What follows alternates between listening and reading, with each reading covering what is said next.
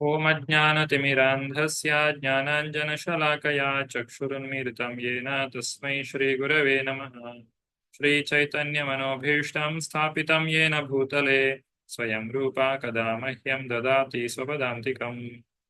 ವಂದೇಹಂ ಶ್ರೀಗುರು ಶ್ರೀಯುತಾಪದಕಮಲಂ ಶ್ರೀಗುರೂನ್ ವೈಷ್ಣವಾಂಶ್ಚ ಶ್ರೀರೂಪಂ ಸಾಗ್ರಜಾತಂ ಸಹಗಣ ರಘುನಾಥಾನ್ವಿತಂ ತಂ ಸಜೀವಂ ಸಾದ್ವೈತಂ ಸಾವಧೂತಂ ಪರಿಜನಸಹಿತಂ ಕೃಷ್ಣ ಚೈತನ್ಯದೇವಂ ಶ್ರೀರಾಧಾ ಕೃಷ್ಣಪಾದಾನ್ ಸಹಗಣ ಲಲಿತಾ ಶ್ರೀ ವಿಶಾಖಾನ್ವಿತಾಂಶ್ಚ. ಹೇ ಕೃಷ್ಣ ಕರುಣಾ ಸಿಂಧು ದೀನಬಂಧು ಜಗತ್ಪತೆ ಗೋಪೇಶ ಗೋಪಿಕಾ ಕಾಂತ ರಾಧಾಕಾಂತ ನಮೋಸ್ತುತೆ. ತಪ್ತ ಕಾಂಚನ ಗೌರಾಂಗಿ ರಾಧೆ ವೃಂದಾವನೇಶ್ವರಿ ವೃಷಭಾನುಸುತೆ ದೇವಿ ಪ್ರಣಮಾಮಿ ಹರಿಪ್ರಿಯೇ. ವಾಂಛಾಕಲ್ಪತರುಭ್ಯಶ್ಚ ಕೃಪಾ ಸಿಂಧುಭ್ಯ ಏವ ಚ ಪತಿತಾನಾಂ ಪಾವನೇಭ್ಯೋ ವೈಷ್ಣವೇಭ್ಯೋ ನಮೋ ನಮಃ. ನಮಃ ಓಂ ವಿಷ್ಣುಪಾದಾಯ ಕೃಷ್ಣಪ್ರೇಷ್ಠಾಯ ಭೂತಲೆ ಶ್ರೀಮತೆ ಭಕ್ತಿವೇದಾಂತ ಸ್ವಾಮಿನ್ ಇತಿ ನಾಮಿನೇ. ನಮಸ್ತೆ ಸಾರಸ್ವತೆ ದೇವೆ ಗೌರವಾಣಿ ಪ್ರಚಾರಿಣೆ ನಿರ್ವಿಶೇಷ ಶೂನ್ಯವಾದಿ ಪಾಶ್ಚಾತ್ಯ ದೇಶತಾರಿಣೆ. ಜಯ ಶ್ರೀ ಕೃಷ್ಣ ಚೈತನ್ಯ ಪ್ರಭು ನಿತ್ಯಾನಂದ ಶ್ರೀ ಅದ್ವೈತ ಗದಾಧರ ಶ್ರೀವಾಸಾದಿ ಗೌರ ಭಕ್ತ ವೃಂದ.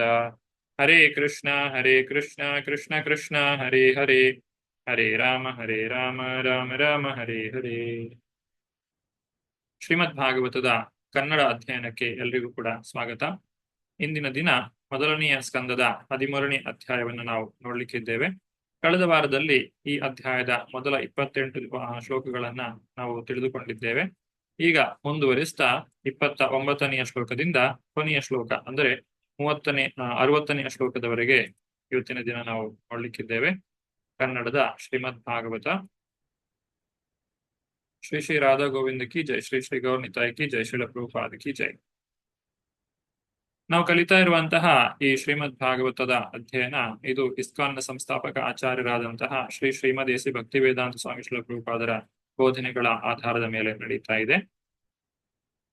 ಇದು ನಮ್ಮ ದೇವಸ್ಥಾನದ ವೆಬ್ಸೈಟ್. ಎಲ್ಲರೂ ಈ ವೆಬ್ಸೈಟ್ ನ ಒಂದು ಪ್ರಯೋಜನವನ್ನ ಪಡೆದುಕೊಳ್ಳಿ. ಪ್ರತಿ ತಿಂಗಳ ಮೊದಲ ಸೋಮವಾರದ ದಿವಸ 18 ದಿನಗಳ ಭಗವದ್ಗೀತಾ ಅಧ್ಯಯನ ಕಾರ್ಯಕ್ರಮ ಎಲ್ಲಾ ಭಾಷೆಗಳಲ್ಲಿ ಸುಮಾರು 12 ಭಾಷೆಗಳಲ್ಲಿ ನಡೆಯುತ್ತದೆ. ಇದಕ್ಕೆ ತಮಗೆಲ್ಲರಿಗೂ ಕೂಡ ಸ್ವಾಗತ. ತಮ್ಮ ಬಂಧು ಮಿತ್ರರಿಗೂ ಇದರ ಬಗ್ಗೆ ತಿಳಿಸಬೇಕಾಗಿ ಕೇಳಿಕೊಳ್ಳುತ್ತೇನೆ. ಹಾಗೆ ಯಾರಲ್ಲಿ ಶ್ರೀಮದ್ ಭಾಗವತದ ಪ್ರತಿ ಇಲ್ಲವೋ ಅವರು ಇದನ್ನ ಪಡೆದುಕೊಳ್ಳಬೇಕು. ಕನ್ನಡ ಮತ್ತು ಇತರ ಅನೇಕ ಭಾಷೆಗಳಲ್ಲಿ ಈ ಶ್ರೀಮದ್ ಭಾಗವತದ ಪ್ರತಿಯು ಲಭ್ಯ ಇರ್ತದೆ. ಇವತ್ತಿನ ಅಧ್ಯಯನದ ವಿಚಾರ ಮೊದಲನೆಯ ಸ್ಕಂದದ 13ನೇ ಅಧ್ಯಾಯದ 2ನೆಯ ಭಾಗ 29ನೆಯ ಶ್ಲೋಕದಿಂದ 60ನೆಯ ಶ್ಲೋಕದವರೆಗೆ ಇವತ್ತು ನಾವು ತಿಳಿದುಕೊಳ್ಳಿಕ್ಕಿದ್ದೇವೆ. 29ನೆಯ ಶ್ಲೋಕ ಪುಸ್ತಕವನ್ನ ದಯವಿಟ್ಟು ಎಲ್ಲರೂ ಕೂಡ ತೆರೆಯಿರಿ. 29ನೆಯ ಶ್ಲೋಕದಲ್ಲಿ ಏನು ವಿಚಾರವನ್ನ ನಾವು ತಿಳ್ಕೊಳ್ಬೇಕು ಅಂತ ಹೇಳಿ ನೋಡೋಣ. ವಿದುರನು ಯಾವ ಕಾರಣಕ್ಕೋಸ್ಕರ ಹಸ್ತಿನಾಪುರಕ್ಕೆ ತೀರ್ಥಯಾತ್ರೆಯನ್ನ ಮುಗಿಸಿ ಬಂದಿರುವಂತಹದ್ದು ಅನ್ನೋದನ್ನು ನಾವು ಕಳೆದ ವಾರದಲ್ಲಿ ತಿಳಿದುಕೊಂಡಿದ್ದೇವೆ. ಈಗ ವಿದುರನು ಬಂದಂತಹ ಮೂಲ ಉದ್ದೇಶ ಏನಿದೆ ಅದನ್ನ ಈಡೇರಿಸಲಿಕ್ಕೋಸ್ಕರ ವಿದುರನು ಧೃತರಾಷ್ಟ್ರನಿಗೆ ಬುದ್ಧಿವಾದವನ್ನ ಹೇಳ್ತಾನೆ. ಧೃತರಾಷ್ಟ್ರ, ಗಾಂಧಾರಿ ಮತ್ತು ವಿದುರ 3 ಜನರು ಕೂಡ ಈಗ ಗೃಹತ್ಯಾಗವನ್ನ ಮಾಡಿ ತಮ್ಮ ಜೀವನದ ಆಧ್ಯಾತ್ಮಿಕ ಜೀವನದ ಮುಂದಿನ ದಾರಿಯನ್ನ ಅವರು ನೋಡಿಕೊಳ್ತಾರೆ. ಹೀಗೆ ಏವಂ ರಾಜ ವಿದುರೇಣಾನುಜೇನ ಪ್ರಜ್ಞಾ ಚಕ್ಷುರ್ಬೋಧಿತ ಆಜಮೀಢ ಚಿತ್ವಾ ಸ್ವೇಷೋ ಸ್ನೇಹ ಪಾಶಾಂತರ್ಭಿಮ್ನೋ ನಿಶ್ಚಕ್ರಾಮ ಭ್ರಾತೃ ಸಂದರ್ಶಿಧಾತ್ವಾ. ಹೀಗೆ ಅಜಮೀಢನ ವಂಶದ ಧೃತರಾಷ್ಟ್ರ ಮಹಾರಾಜನು ಅಂತರಂಗ ಜ್ಞಾನದಿಂದ ಅಂದರೆ ತನ್ನ ಪ್ರಜ್ಞೆಯಿಂದ ದೃಢವಾಗಿ ಮನಗಂಡು ತನ್ನ ಗಟ್ಟಿ ಸಂಕಲ್ಪದಿಂದ ಕೌಟುಂಬಿಕ ಸ್ನೇಹದ ಬಲವಾದ ಜಾಲವನ್ನು ಒಮ್ಮೆಗೆ ಕಡಿದು ಹಾಕಿದನು. ಅವನು ಆ ಕೂಡಲೇ ಗೃಹವನ್ನು ತ್ಯಜಿಸಿ ಅವನ ತಮ್ಮನಾದ ವಿದುರನ ಮಾರ್ಗದರ್ಶನದ ಮೇರೆಗೆ ಮುಕ್ತಿ ಪಥದಲ್ಲಿ ಸಾಗಿದನು. ಧೃತರಾಷ್ಟ್ರನು ತನ್ನ ಈ ಬಂಧನ, ಸಂಸಾರ ಬಂಧನ ಏನಿದೆ ಅದನ್ನ ತೊಡೆದು ಹಾಕಿದ್ದಾನೆ. ಈ ಕೌಟುಂಬಿಕ ಸ್ನೇಹದ ಜಾಲ ಏನಿದೆ ಅದನ್ನ ತೊಡೆದು ಹಾಕಿ ತಾನು ತನ್ನ ಜೀವನದ ಮುಂದಿನ ಭಾಗವನ್ನ, ಮುಂದಿನ ಜೀವನಕ್ಕೆ ಬೇಕಾದಂತಹ ಸಿದ್ಧತೆಯನ್ನ ಮಾಡಿಕೊಳ್ಳಲಿಕ್ಕೆ ಈಗ ಪ್ರಾರಂಭವನ್ನ ಮಾಡ್ತಾ ಇದ್ದಾನೆ ಧೃತರಾಷ್ಟ್ರ. ಇಲ್ಲಿ ಶ್ರೀಲ ಪ್ರಭುಪಾದರು ಹೇಳ್ತಾರೆ, ಶುದ್ಧ ಭಕ್ತನ ಒಂದು ಕ್ಷಣದ ಸಂಘದಿಂದಲೂ ಕೂಡ ಪರಿಪೂರ್ಣತೆಯನ್ನು ಸಾಧಿಸಬಹುದು. ಒಬ್ಬ ವ್ಯಕ್ತಿ ಜೀವನದ ಕೊನೆಯ ಭಾಗದಲ್ಲಿ ಆಧ್ಯಾತ್ಮಿಕದ ಕುರಿತಾಗಿ ಯೋಚನೆ ಮಾಡಿದ್ರು ಕೂಡ ವಿದುರನಂತಹ ಶುದ್ಧ ಭಕ್ತನ ಒಂದು ಸಂಘ ದೊರಕಿತು ಅಂತ ಹೇಳಿದ್ರೆ ಆ ಒಂದು ಜೀವನದ ಸಾರ್ಥಕ್ಯವನ್ನ ಸಾಧಿಸ್ಲಿಕ್ಕೆ ಸಾಧ್ಯ ಇದೆ. ಅಂತಹ ಒಂದು ಅವಕಾಶ ಈಗ ಧೃತರಾಷ್ಟ್ರನಿಗೆ ದೊರಕಿರುವುದರಿಂದ ಆ ವಿದುರನು ಹೇಳಿದಂತಹ ಮಾತಿನ ಪ್ರಕಾರ ಧೃತರಾಷ್ಟ್ರ ಗೃಹತ್ಯಾಗವನ್ನ ಮಾಡಲಿಕ್ಕೆ ನಿರ್ಧಾರವನ್ನ ಮಾಡಿದ್ದಾನೆ. ಹಾಗೆ ಧೃತರಾಷ್ಟ್ರನ ಮಡದಿಯಾದಂತಹ ಗಾಂಧಾರಿ, ಆಕೆ ಏನು ಮಾಡಿದ್ಲು? ಪತಿಂ ಪ್ರಯಾಂತಂ ಸುಬಲಸ್ಯ ಪುತ್ರಿ ಪತಿವ್ರತ ಚಾನು ಜಗಾಮ ಸಾಧ್ವಿ ಹಿಮಾಲಯಂ ನ್ಯಸ್ತದಂಡ ಪ್ರಹರ್ಷಂ ಮನಸ್ವಿನಾಮಿವ ಸತ್ಸಂಪ್ರಹಾರ.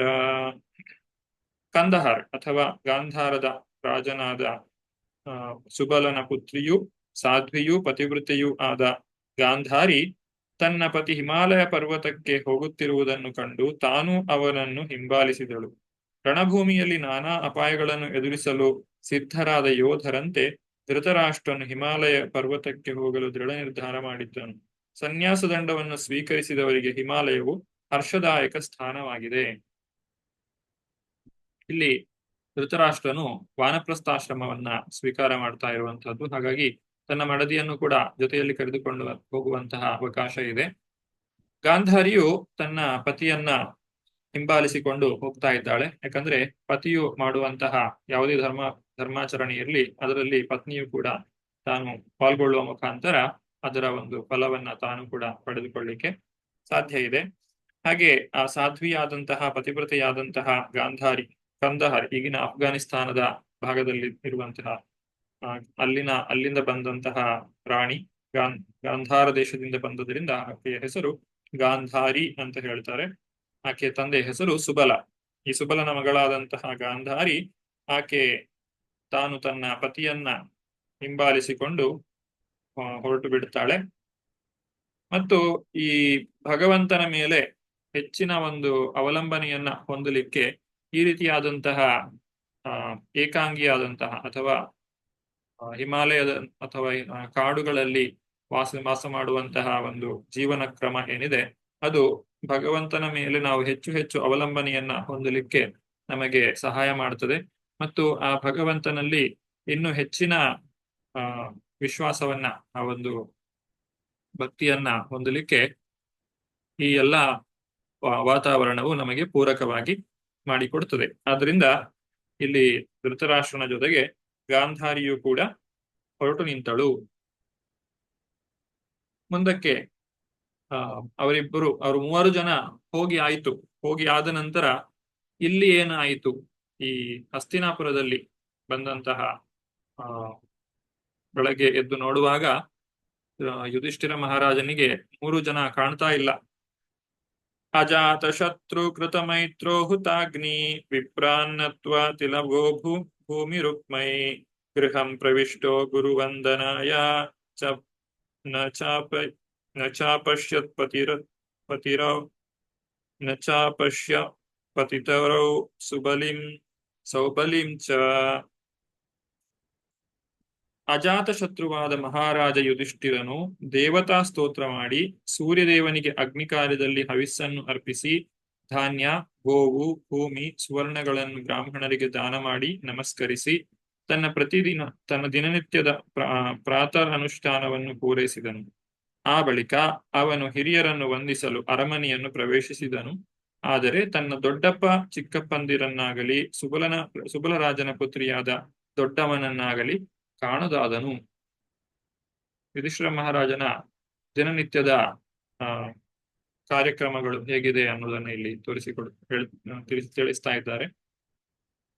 ಭಗವಂತನ ಸ್ತೋತ್ರವನ್ನ ಮಾಡಿ ಸೂರ್ಯದೇವನಿಗೆ ನಮಸ್ಕರಿಸಿ ಹವಿಸ್ಸನ್ನರ್ಪಿಸಿ ಧಾನ್ಯ, ಗೋವು, ಭೂಮಿ, ಇತರ ಸುವರ್ಣಗಳು ಇವುಗಳನ್ನೆಲ್ಲ ಬ್ರಾಹ್ಮಣನಿಗೆ ನಿತ್ಯವೂ ದಾನ ಮಾಡುವಂತಹದ್ದು ಯುಧಿಷ್ಠಿರ ಮಹಾರಾಜನ ದಿನನಿತ್ಯದ ಅನುಷ್ಠಾನವಾಗಿತ್ತು.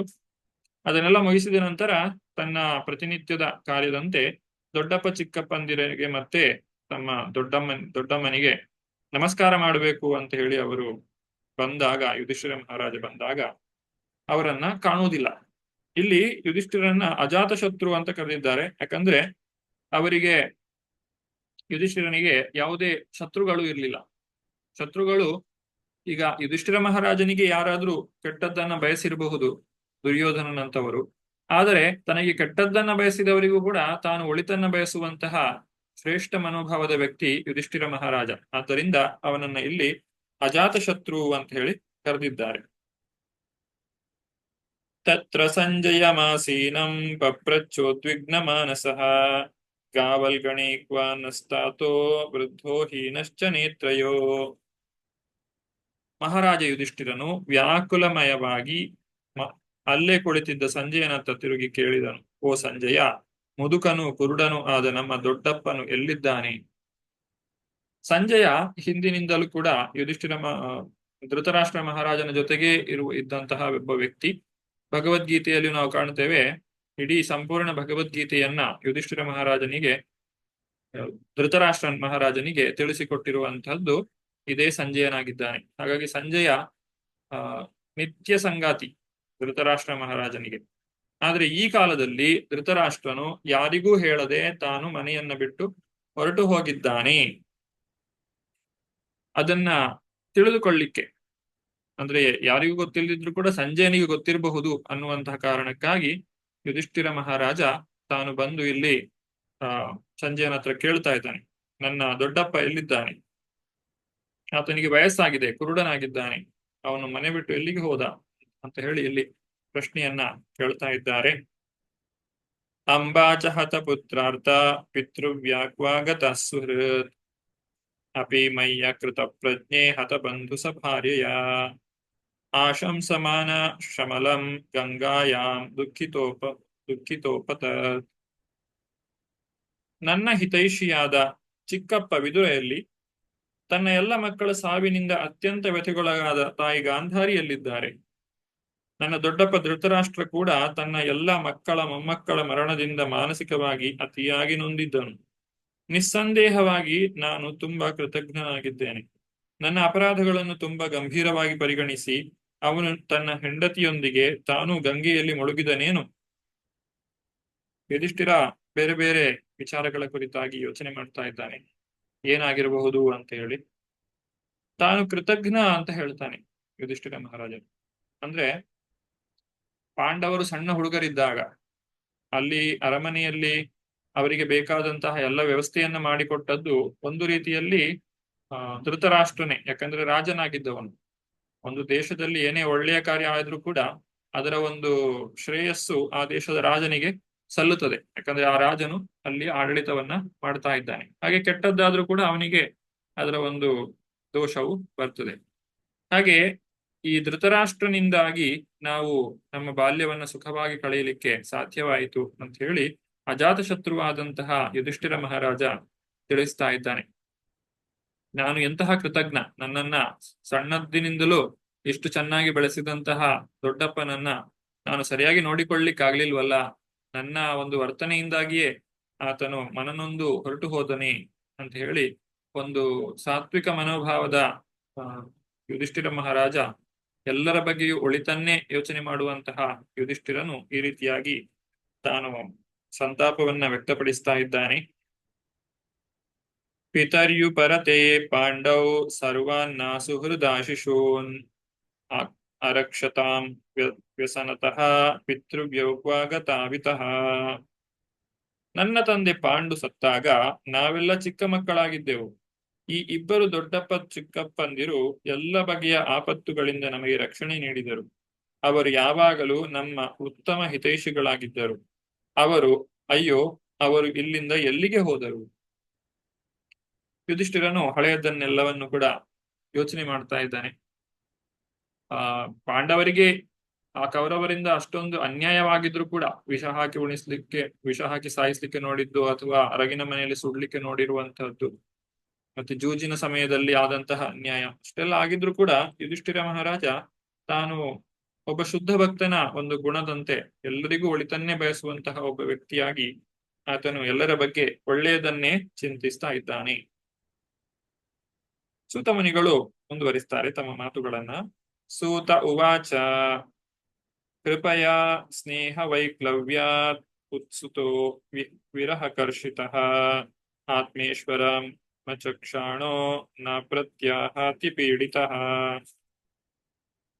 ಸೂತಮುನಿಗಳು ನುಡಿದರು, ಅನುಕಂಪ ಮತ್ತು ಮಾನಸಿಕ ಉದ್ವೇಗಗಳಿಂದ ತುಂಬಿದ ಸಂಜಯನು ತನ್ನ ಸ್ವಾಮಿಯಾದ ಧೃತರಾಷ್ಟ್ರನನ್ನು ಕಾಣದೆ ದುಃಖಿತನಾದನು.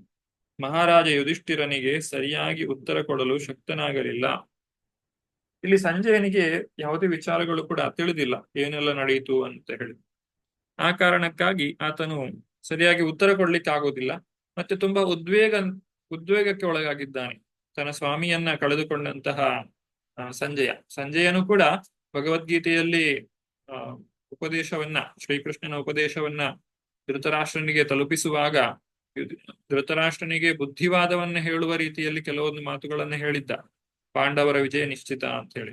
ಅಂದ್ರೆ ಧೃತರಾಷ್ಟ್ರ ಮಾಡುವಂಥದ್ದು ತಪ್ಪು ಅನ್ನುವಂಥದ್ದು ಸಂಜಯನಿಗೂ ಗೊತ್ತಿದೆ. ಆದ್ರೂ ಕೂಡ ಸಂಜಯನು ತನ್ನ ಸ್ವಾಮಿ ನಿಷ್ಠೆಯನ್ನು ಬಿಡ್ಲಿಲ್ಲ. ತಾನು ತನ್ನ ಸ್ವಾಮಿಗೆ ನಿಷ್ಠೆಯಿಂದ ಇದ್ದ. ಹಾಗಾಗಿ ಆ ಸ್ವಾಮಿ ಧೃತರಾಷ್ಟ್ರನು ಈಗ ಒಂದೇ ಸಲಕ್ಕೆ ಆತನು ಇಲ್ಲ ಅಂತ ಹೇಳಿ ಆದಾಗ ಅವನಿಗೆ ಅದನ್ನ ತಡೆದುಕೊಳ್ಳಿಕ್ಕೆ ಬಹಳ ಕಷ್ಟವಾಗ್ತಾ ಇತ್ತು. ವಿಮೃಜ್ಯಾಶ್ರೂಣಿ ಪಾಣಿಭ್ಯಾಂ ವಿಷ್ಟಭ್ಯಾತ್ಮಾನಮಾತ್ಮನ ಅಜಾತಶತ್ರುಂ ಪ್ರತ್ಯುಚೇ ಪ್ರಭೋ ಪಾದಾವನುಸ್ಮರನ್. ಮೊದಲು ಅವನು ಬುದ್ಧಿಪೂರ್ವಕವಾಗಿ ನಿಧಾನವಾಗಿ ತನ್ನ ಮನಸ್ಸನ್ನು ಸಮಾಧಾನಪಡಿಸಿಕೊಂಡನು. ತನ್ನ ಕಣ್ಣೀರನ್ನು ಒರೆಸಿಕೊಳ್ಳುತ್ತಾ ತನ್ನ ಒಡೆಯ ಧೃತರಾಷ್ಟ್ರನ ಪಾದಗಳನ್ನು ಸ್ಮರಿಸುತ್ತಾ ಅವನು ಮಹಾರಾಜ ಯುಧಿಷ್ಠಿರನಿಗೆ ಉತ್ತರ ನೀಡಲು ಪ್ರಾರಂಭಿಸಿದನು. ಯಾವುದೇ ಒಬ್ಬ ವ್ಯಕ್ತಿಯಾಗ್ಲಿ ತುಂಬಾ ಶೋಕಕ್ಕೆ ಒಳಗಾದಾಗ, ತುಂಬಾ ಆಘಾತಕ್ಕೊಳಗಾದಾಗ ಒಂದೇ ಸಲಕ್ಕೆ ಮಾತನಾಡಲಿಕ್ಕೆ ಪ್ರಾರಂಭಿಸಿದ್ರೆ ಬಾಯಿಯಿಂದ ಬರುವಂತಹ ಮಾತುಗಳು ತುಂಬಾ ಉದ್ವೇಗಪೂರ್ವಕವಾಗಿರುವುದರಿಂದ ಅದು ಸರಿಯಾಗಿ ಇಲ್ಲದೇ ಇರಬಹುದು. ಅದು ನಮ್ಮ ನಿಜವಾದಂತಹ ಉದ್ದೇಶವನ್ನ ಇನ್ನೊಬ್ಬ ವ್ಯಕ್ತಿಗೆ ತಿಳಿಸ್ಲಿಕ್ಕೆ ಸಾಧ್ಯವಾಗದೇ ಇರಬಹುದು. ಆದ್ರೆ ಇಲ್ಲಿ ಸಂಜಯನು ಮಾಡಿದಂತಹ ರೀತಿಯನ್ನು ನಾವು ನೋಡಬೇಕು. ಮೊದಲು ತನ್ನ ಮನಸ್ಸನ್ನ ಅವನು ಸಮಾಧಾನ ಪಡಿಸಿಕೊಳ್ಳುತ್ತಾನೆ. ತನ್ನ ಬುದ್ಧಿಪೂರ್ವಕವಾಗಿ ತನ್ನ ಬುದ್ಧಿಯನ್ನ ಉಪಯೋಗಿಸಿ ತನ್ನ ಮನಸ್ಸನ್ನ ಶಾಂತವಾಗಿಸಿಕೊಂಡು ನಂತರ ಆ ಯುಧಿಷ್ಠಿರ ಮಹಾರಾಜನು ಕೇಳಿದಂತಹ ಪ್ರಶ್ನೆಗಳಿಗೆ ಉತ್ತರವನ್ನ ಕೊಡ್ತಾನೆ. ಮೊದಲನೇದಾಗಿ ತನ್ನ ಸ್ವಾಮಿಯಾದಂತಹ ಧೃತರಾಷ್ಟ್ರನನ್ನ ಸ್ಮರಣೆ ಮಾಡಿ ತನ್ನ ಮಾತುಗಳನ್ನ ಸಂಜಯನು ಪ್ರಾರಂಭ ಮಾಡ್ತಾನೆ. ಸಂಜಯ ಉವಾಚ ನಾಹಂ ವೇದ ವ್ಯವಸಿತಂ ಪಿತ್ರೋರ್ವಾ ಕುಲನಂದನ ಗಾಂಧಾರ್ಯಾ ವಾ ಮಹಾಬಾಹೋ ಮುಷಿತೋಸ್ಮಿ ಮಹಾತ್ಮಭಿಃ. ಸಂಜಯನು ನುಡಿದನು, ನನ್ನ ಪ್ರಿಯ ಕುರುವಂಶಜನೇ, ನಿನ್ನ ಇಬ್ಬರು ದೊಡ್ಡಪ್ಪ ಚಿಕ್ಕಪ್ಪಂದಿರ ಮತ್ತು ಗಾಂಧಾರಿಯ ಸಂಕಲ್ಪದ ಬಗ್ಗೆ ನನಗೆ ಏನೂ ಗೊತ್ತಿಲ್ಲ. ಓ ರಾಜನೇ, ನಾನು ಆ ಮಹಾತ್ಮರಿಂದ ವಂಚನೆಗೆ ಒಳಗಾಗಿದ್ದೇನೆ. ಇಲ್ಲಿ ವಂಚನೆ ಅನ್ನುವ ಪದವನ್ನು ಬಳಸಿದ್ದಾರೆ.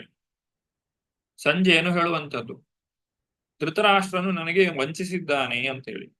ಅಂದ್ರೆ ಮನೆ ಬಿಟ್ಟು ಹೋಗುವಾಗ ಹೇಳಿ ಬಿಟ್ಟು ಹೋಗ್ಲಿಲ್ಲ, ಹಾಗೆ ಹೋಗಿದ್ದಾರೆ. ಎಲ್ಲಿ ಹೋಗಿದ್ದಾರೆ ಗೊತ್ತಿಲ್ಲ, ಯಾವಾಗ ಬರ್ತಾರೆ ಗೊತ್ತಿಲ್ಲ.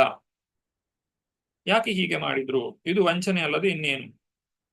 ಅಂದ್ರೆ ಇಲ್ಲಿ ಮಹಾತ್ಮರು ಅಂತಾನು ಹೇಳ್ತಾರೆ. ನಾನು ಆ ಮಹಾತ್ಮರಿಂದ ವಂಚನೆಗೊಳಗಾಗಿದ್ದೇನೆ. ಅಂದ್ರೆ ಮಹಾತ್ಮರು ಬೇರೆಯವರನ್ನ ವಂಚಿಸ್ತಾರೆ ಅನ್ನುವುದು ಇದು ಹೇಗೆ ಸಾಧ್ಯ? ವಂಚನೆ ಮಾಡುವವರು ಅವರು ಶಿಕ್ಷಾರ್ಹರಾಗಿರ್ತಾರೆ. ಆದ್ರೆ ಇಲ್ಲಿ ಮಹಾತ್ಮರು ಆಗಿದ್ದಾರೆ, ಜೊತೆಗೆ ಅವರು ವಂಚನೆಯನ್ನು ಮಾಡ್ತಾರೆ ಅಂತ ಹೇಳಿದ್ರೆ ಏನು ಅರ್ಥ? ಇದರ ಅರ್ಥ ಏನು ಅಂತ ಹೇಳಿದ್ರೆ, ಇಲ್ಲಿ ಆ ಭಗವಂತನ ಪ್ರೀತಿಯನ್ನ ಗಳಿಸ್ಲಿಕ್ಕೋಸ್ಕರ, ತಮ್ಮ ಜೀವನದ ಮುಂದಿನ ಮಹತ್ ಕಾರ್ಯವನ್ನ ಸಾಧಿಸ್ಲಿಕ್ಕೋಸ್ಕರ ಒಬ್ಬ ವ್ಯಕ್ತಿ ತಾನು ಎಲ್ಲವನ್ನು ಕೂಡ ಇನ್ನೊಬ್ಬರಿಗೆ ತಿಳಿಸದೆ ತನ್ನ ನಿರ್ಧಾರವನ್ನ ತೆಗೆದುಕೊಂಡು ಅದು ತನಗೆ ಉತ್ತಮ ಅಂತ ಹೇಳಿ ಆತನಿಗೆ ಅದು ದೃಢವಾದ ಮೇಲೆ ಆತನು ಆ ದಾರಿಯಲ್ಲಿ ಮುಂದುವರೆದ್ರೆ ಅದರಲ್ಲಿ ಯಾವುದೇ ದೋಷ ಇರುವುದಿಲ್ಲ. ಇಲ್ಲಿ ಉದಾಹರಣೆಯನ್ನು ಕೊಡ್ತಾರೆ. ದ್ರೋಣಾಚಾರ್ಯರ ಮುಂದೆ ಅಶ್ವತ್ಥಾಮನು ಹತನಾದ ಅಂತ ಹೇಳಿ, ಅಶ್ವತ್ಥಾಮ ಅನ್ನುವಂತ ಆನೆ ಅದು ಹತವಾಯಿತು ಅಂತ ಹೇಳಬೇಕು ಅಂತ ಯುಧಿಷ್ಠಿರ ಮಹಾರಾಜನಿಗೆ ಹೇಳಿದಾಗ, ಶ್ರೀಕೃಷ್ಣನೇ ಸ್ವತಃ ಹೇಳಿದಾಗ ಯುಧಿಷ್ಠಿರ ಮಹಾರಾಜ ಒಪ್ಪುವುದಿಲ್ಲ. ಇಲ್ಲಿ ಆ ರೀತಿಯಾಗಿ ಯುಧಿಷ್ಠಿರ ಮಾಡದೇ ಇದ್ದುದರಿಂದ ಆತನಿಗೆ ಶಿಕ್ಷೆಯು ದೊರಕುತ್ತದೆ. ಅಂದ್ರೆ ಇಲ್ಲಿ ಅರ್ಥ ಏನು ಅಂತ ಹೇಳಿದ್ರೆ, ಆ ಭಗವಂತನ ಪ್ರೀತ್ಯರ್ಥವಾಗಿ ಏನು ಕಾರ್ಯ ಇದೆ ಅದನ್ನು ನಾವು ಮಾಡಬೇಕು. ಅದನ್ನ ಮಾಡೋದ್ರಿಂದಲೇ ನಮಗೆ ಒಳ್ಳೆಯ ಪ್ರತಿಫಲವು ದೊರಕಲಿಕ್ಕೆ ಸಾಧ್ಯವಾಗ್ತದೆ, ಅದರಿಂದ ಲೋಕ ಕಲ್ಯಾಣವಾಗುತ್ತದೆ. ಹಾಗಾದ್ರೆ ನಿಜವಾದಂತಹ ಸರಿ ತಪ್ಪುಗಳನ್ನು ನಾವು ಹೇಗೆ ತಿಳ್ಕೊಳ್ಬೇಕು? ಯಾವುದರಿಂದ ಭಗವಂತನಿಗೆ ಸಂತುಷ್ಟಿಯಾಗುತ್ತದೋ ಅದುವೇ ಉತ್ತಮ. ಯತ ಪ್ರವೃತ್ತಿರ್ಭೂತಾನಾಂ ಏನ ಸರ್ವಮಿದಂ ತತಂ ಸ್ವಕರ್ಮಣ ತಮಭ್ಯರ್ಥ್ಯ ಸಿದ್ಧಿಂ ವಿಂದತಿ ಮಾನವ. ಭಗವದ್ಗೀತೆಯ 18ನೇ ಅಧ್ಯಾಯದ 46ನೇ ಶ್ಲೋಕದಲ್ಲಿ ಹೇಳಿದ್ದಾರೆ. ಹಾಗೆ ಅತಪ್ಪುಂಭಿರ್ದ್ವಿಜಶ್ರೇಷ್ಠ ವರ್ಣಾಶ್ರಮ ವಿಭಾಗಶಃ ಸ್ವಾನುಷ್ಠಿತಸ್ಯ ಧರ್ಮಸ್ಯ ಸಂಸಿದ್ಧಿರ್ ಹರಿತೋಷಣಂ. ನಾವು ನಡೆಸುವಂತಹ ವರ್ಣಾಶ್ರಮ ವಿಭಾಗ, ಪಾಲನೆ ಮಾಡಿಕೊಳ್ಳುತ್ತಾ ಬರುವಂತಹ ವರ್ಣಾಶ್ರಮ ವಿಭಾಗ ಏನಿದೆ ಅದು ಕೂಡ ಸಂಸಿದ್ಧಿರ್ ಹರಿತೋಷಣಂ, ಆ ಹರಿಗೆ ತೋಷಣೆ, ಹರಿಯನ್ನ ಪಡೆಯಲಿಕ್ಕೋಸ್ಕರ, ಹರಿಗೆ ಸಂತೋಷವನ್ನ ಉಂಟು ಮಾಡ್ಲಿಕ್ಕೋಸ್ಕರ ಅದನ್ನು ನಾವು ಆಚರಣೆ ಮಾಡಬೇಕು. ಮುಂದುವರಿಸ್ತಾ ಈಗ ಸಂಜಯನಿಗೆ ಉತ್ತರ ಗೊತ್ತಿಲ್ಲ, ಯುಧಿಷ್ಠಿರನಿಗೆ ಮೊದಲೇ ಗೊತ್ತಿಲ್ಲ ಏನಾಯ್ತು ಅಂತ ಹೇಳಿ. ಹಾಗಾದ್ರೆ ಉತ್ತರವನ್ನ ಕೊಡುವವರು ಯಾರು? ಯಾರು ಶ್ರೇಷ್ಠರಿದ್ದಾರೆ, ಯಾರು ತ್ರಿಕಾಲ ಜ್ಞಾನಿಗಳಿದ್ದಾರೆ, ಎಲ್ಲವನ್ನು ತಿಳಿದಿದ್ದಾರೆ, ಅವರು ಮಾತ್ರ ಯುಧಿಷ್ಠಿರ ಮಹಾರಾಜನಿಗೆ ಉತ್ತರವನ್ನ ಕೊಡ್ಲಿಕ್ಕೆ ಸಾಧ್ಯವಾಗುತ್ತದೆ. ಅಂತಹ ವ್ಯಕ್ತಿ ಯಾರು ಅಂತ ಹೇಳಿದ್ರೆ ಅವರು ನಾರದ ಮುನಿಗಳು. ಇಲ್ಲಿ ನಾರದ ಮುನಿಗಳ ಆಗಮನವಾಗುತ್ತದೆ. ಅಥಾ ಜಗಾಮ ಭಗವಾನ್ ನಾರದ ಸಹ ತುಂಬುರುಃ ಪ್ರತ್ಯುತ್ಥಾಯಾಭಿವಾದ್ಯಾಹ ಸಾನುಜೋಭ್ಯರ್ಚ ಮುನಿಂ. ಸಂಜಯನು ಹಾಗೆ ಮಾತನಾಡುತ್ತಿದ್ದಾಗಲೇ ಶಕ್ತಿ ಸಂಪನ್ನ ಭಗವದ್ಭಕ್ತರಾದ ಶ್ರೀ ನಾರದರು ತಮ್ಮ ತುಂಬುರುವನ್ನು ಹಿಡಿದು ಕಾಣಿಸಿಕೊಂಡರು. ಮಹಾರಾಜ ಯುಧಿಷ್ಠಿರ ಮತ್ತು ಅವನ ತಮ್ಮಂದಿರು ತಮ್ಮ ಆಸನಗಳಿಂದ ಎದ್ದು ನಿಂತು ಪ್ರಣಾಮ ಸಲ್ಲಿಸಿ ಯುಕ್ತ ರೀತಿಯಲ್ಲಿ ಅವರನ್ನು ಬರಮಾಡಿಕೊಂಡರು. ಇಲ್ಲಿ ನಾರದ ಮುನಿಗಳನ್ನ ಭಗವಾನ್ ಅಂತ ಕರೆದಿದ್ದಾರೆ. ಭಗವಾನ್ ಅನ್ನುವ ಪದದ ಅರ್ಥವನ್ನು ನಾವು ಹಿಂದೆ ನೋಡಿದ್ದೇವೆ. 6 ರೀತಿಯ ಭಗಗಳನ್ನ ಸಂಪೂರ್ಣವಾಗಿ ಹೊಂದಿರುವ ವ್ಯಕ್ತಿಯೇ ಭಗವಾನ್. ಅದು ಭಗವಂತನು ಮಾತ್ರ, ಶ್ರೀಕೃಷ್ಣ, ಭಗವಾನ್ ಶ್ರೀಕೃಷ್ಣ ಅಂತ ಹೇಳಿ ನಾವು ಹೇಳ್ತೇವೆ. ಭಗವಾನ್ ಸಾಕ್ಷಾತ್ಕಾರ, ಸಂಪೂರ್ಣ ಸಾಕ್ಷಾತ್ಕಾರ ಇತ್ಯಾದಿ ವಿಚಾರಗಳನ್ನು ನಾವು ತಿಳಿದಿದ್ದೇವೆ. ಹಾಗಾದ್ರೆ ಈ ಭಗವಾನ್ ಅನ್ನುವ ಪದವನ್ನು ನಾವು ನಾರದ ಮುನಿಗಳಿಗೆ ಯಾಕೆ ಬಳಸಿದ್ದೇವೆ? ಯಾಕಂತ ಹೇಳಿದ್ರೆ ಭಗವಂತನು ಶ್ರೀಕೃಷ್ಣನ ಶುದ್ಧ ಭಕ್ತ, ಆಪ್ತ ಭಕ್ತನಾಗಿದ್ದಾನೆ. ಆದ್ರಿಂದ ಆ ಭಗವಂತನ ಏನು ಸಂಪತ್ತುಗಳಿವೆಯೋ ಅವುಗಳನ್ನ ಭಗವಂತನು ತನ್ನ ಭಕ್ತರಿಗೆ ಸಮಾನವಾಗಿ ಹಂಚುತ್ತಾನೆ. ತನ್ನ ಭಕ್ತರಿಗೆ ಬೇಕಾದ್ದೆಲ್ಲವನ್ನು ತಾನು ಕೊಡ್ತೇನೆ ಅನ್ನುವುದನ್ನ ಭಗವಂತನೇ ಸ್ವತಃ ಹೇಳಿದ್ದಾನೆ.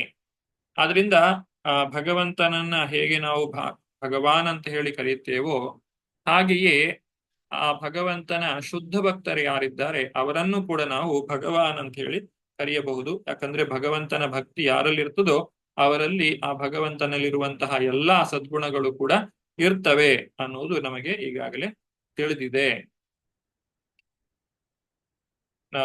ನಾರದ ಮುನಿಗಳು ಬಂದಾಗ ಎಲ್ಲರೂ ಕೂಡ ಎದ್ದು ನಿಂತು ಅವರಿಗೆ ಪ್ರಣಾಮಗಳನ್ನ ಸಲ್ಲಿಸ್ತಾರೆ. ತಮ್ಮ ಆಸನಗಳಿಂದ ಎದ್ದು ನಿಂತು ಅವರಿಗೆ ಗೌರವವನ್ನ ಸೂಚಿಸ್ತಾ ಇದ್ದಾರೆ. ಅವರಲ್ಲಿ ಯುಧಿಷ್ಠಿರ ಮಹಾರಾಜನು ಹೇಳ್ತಾನೆ, ಯುಧಿಷ್ಠಿರ ಉವಾಚ ನಾಹಂ ವೇದ ಗತಿಂ ಪಿತ್ರೋರ್ ಭಗವಾನ್ ಕ್ವಕೃತಾವಿತಃ ಅಂಬಾವಾಹತ ಪುತ್ರಾರ್ವಾ ಕ್ವಾಗತ ಚ ತಪಸ್ವಿನಿ. ಮಹಾರಾಜ ಯುಧಿಷ್ಠಿರನು ಹೇಳಿದನು, ಓ ದೈವಿಕ ವ್ಯಕ್ತಿಯೇ, ನನ್ನ ದೊಡ್ಡಪ್ಪ ಚಿಕ್ಕಪ್ಪಂದಿಬ್ಬರು ಎಲ್ಲಿಗೆ ಹೋದರೆಂದು ತಿಳಿದಿಲ್ಲ. ತನ್ನ ಮಕ್ಕಳನ್ನೆಲ್ಲ ಕಳೆದುಕೊಂಡು ದುಃಖಕ್ಕೆ ಒಳಗಾಗಿರುವ ವ್ರತನಿಷ್ಠಳಾದ ನನ್ನ ದೊಡ್ಡಮ್ಮನಿಯೂ ನನಗೆ ಕಾಣುತ್ತಿಲ್ಲ. ಚಿಕ್ಕಪ್ಪ ದೊಡ್ಡಪ್ಪ ಇಬ್ರು ಕಾಣ್ತಾ ಇಲ್ಲ, ದೊಡ್ಡಮ್ಮ ಗಾಂಧಾರಿ ಕೂಡ ಕಾಣ್ತಾ ಇಲ್ಲ. ಎಲ್ಲಿ ಹೋದ್ರು? ಇದು ಯುಧಿಷ್ಠಿರನು ನಾರದರಲ್ಲಿ ಇಟ್ಟಂತಹ ಪ್ರಶ್ನೆ. ಕರ್ಣಧಾರ ಇವಾಪಾರೆ ಭಗವಾನ್ ಪಾರದರ್ಶಕಃ ಅತಾಪಭಾಷೆ ಭಗವಾನ್ ನಾರದೋ ಮುನಿಸತ್ತಮಃ.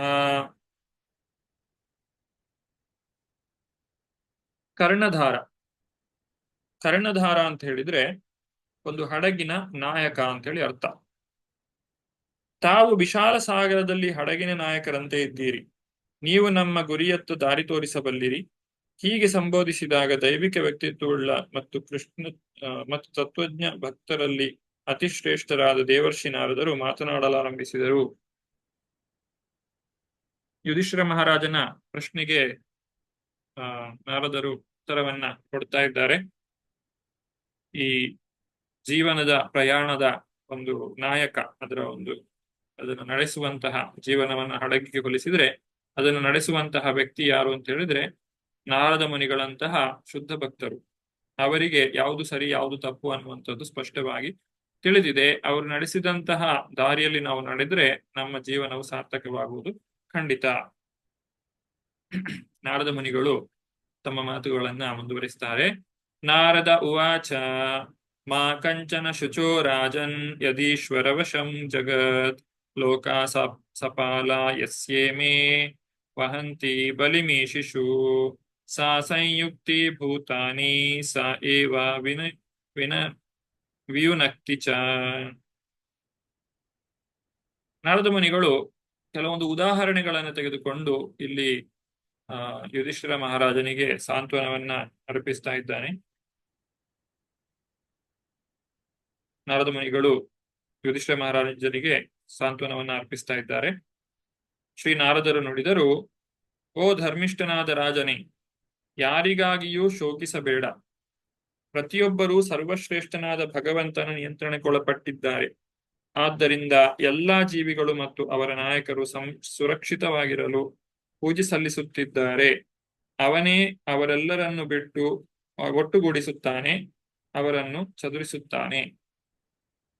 ನಾರದರು ಹೇಳ್ತಾರೆ, ಎಲ್ಲವೂ ಕೂಡ ಭಗವಂತನ ಇಚ್ಛೆಯಂತೆಯೇ ನಡೆಯುತ್ತಾ ಇರುವಂತಹದ್ದು. ಯಾರು ಜೊತೆ ಸೇರಬೇಕು, ಯಾರು ಬೇರೆಯಾಗಬೇಕು ಇತ್ಯಾದಿಗಳನ್ನ ಅವನೇ ನಡೆಸುವ ಕಾರಣದಿಂದಾಗಿ ಅದರಲ್ಲಿ ನಮ್ಮ ಹಸ್ತಕ್ಷೇಪವು ನಡೆಯುವುದಿಲ್ಲ. ಆದ್ರಿಂದ ವಾಸ್ತವ ಸಂಗತಿಯನ್ನ ಅರ್ಥ ಮಾಡಿಕೊಂಡು ವ್ಯಕ್ತಿಯು ಸಮಾಧಾನ ಪಟ್ಟುಕೊಳ್ಳಿಕ್ಕೆ ಕಲಿತುಕೊಳ್ಳಬೇಕು.